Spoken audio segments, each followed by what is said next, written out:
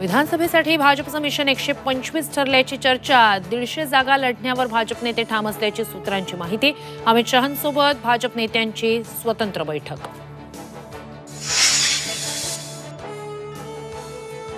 बॉम्बेचं मुंबई करण्यासाठीचा आग्रह आपण ठरल्याचं अमित शहांचं वक्तव्य। तर वक्तव्यावर संजय राऊतांचा हल्लाबोल।